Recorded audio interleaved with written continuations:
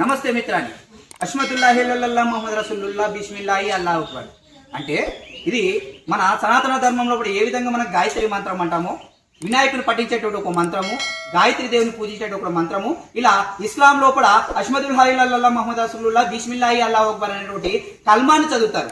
ఈ కల్మాని ఖురాన్ లోపల, ఇస్లాం లోపల దీని మంత్రంగా భావిస్తారు. దీనికి అర్థం ఏంటంటే ఇక్కడ మన ఎక్కడైతే మన గ్రామ దేవతలు మాసమ్మ గాని, పోషమ్మ గాని, జమలమ్మ గాని, శుంకులమ్మ గాని, నూకాలమ్మ గాని, పోలేరమ్మ గాని, పోచమ్మ గాని ఎక్కడైనా గ్రామ దేవతల దగ్గర ఈ కోళ్లు కోసి జంతు బలి ఇచ్చేటువంటి ఆచారం ఈ సనాతన ధర్మంలో కూడా కొంత ఉన్నా కూడా, కొంత లేకున్నా కానీ కూడా కొంతమంది కార్యక్రమాన్ని దీన్ని కూడా సాగిస్తున్నారు.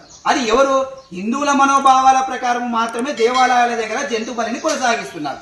అయితే ఈ దేవాలయాల దగ్గర ఎల్లమ్మ గుడి కాడ మొల్లోని పెత్తనమని మన పెద్దలు అంటుంటారు. గుడేమో ఎల్లమ్మ గుడేమో మనది, మరి పెద్దలమేమో మొల్లోందాయా.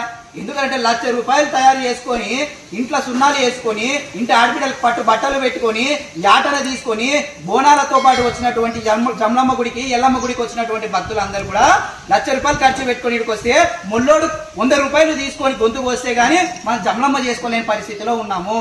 అసలు గుడి ఎవరిది? గుడి దగ్గర సాంప్రదాయాలు ఎవరి? రాజ్యాంగం ప్రకారం మనకు భారత రాజ్యాంగం ప్రకారము దేవాలయం చుట్టూ ప్రాంతాలలో ఎక్కడైనా కానీ కూడా ఒక మత ప్రచారం జరిగినా, మత ప్రచారం చేసినా, దేవాలయానికి ప్రాంగణంలో ఇతర మతాలకు సంబంధించిన ఏమైనా పోస్టర్లు అంటించినా దాన్ని ఈ భారత రాజ్యాంగం శిక్షించే వ్యవస్థ ఉంది. అలాంటిది దేవాలయాల దగ్గర ఒక మతానికి సంబంధించినటువంటి హలాల్ పద్ధతి అది ఏ విధంగా దేవాలయాల దగ్గర జరుపుతారు? ఇది ఎక్కడే ఆ దురాచారము?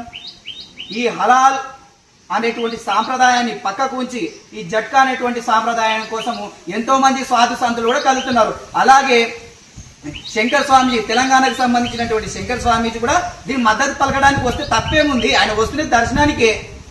అయితే దీనికి మద్దతు హలాల్కి హటావో జట్కా జితావో అనడానికి దీనికి ఆయన మద్దతు పలికితే ఏముంది? ఆయన సాధువు కదా, మేము హిందువులు కదా, మా అమ్మవారు కదా, మేము ఎక్కడ ఇస్లాంకి వ్యతిరేకంగా పనిచేస్తున్నామా?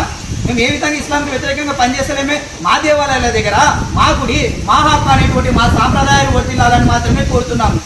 కనుక రాష్ట్ర ప్రభుత్వం ఏదైనా కానీ కూడా మా హిందువులకు సంబంధించినటువంటి ఆచారాలను, మా హిందువులకు సంబంధించినటువంటి దేవాలయాలను సురక్షితంగా, సుభిక్షంగా ఉండాలని, స్వేచ్ఛను వదిలేయాలని చెప్పి ఈ తెలంగాణ ప్రభుత్వానికి, కాంగ్రెస్ ప్రభుత్వాన్ని హెచ్చరిస్తున్నాము. భారత్ మాతాకి జై.